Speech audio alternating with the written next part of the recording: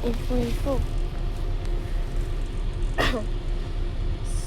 Sekarang saya dekat Seri Sedang.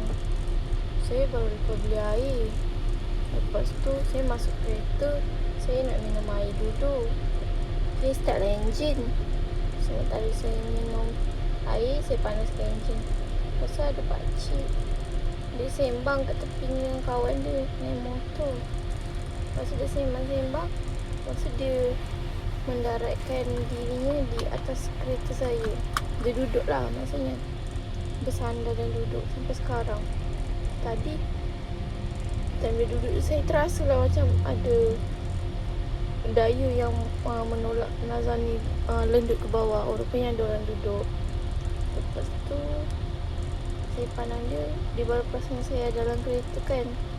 Saya cakap, saya tunduk je lah, tunduk sopan kan, macam dia cik, macam tu. Dia pun tunduk juga. Sekarang dia duduk kat tepi kereta ni, dia macam bersandar kot.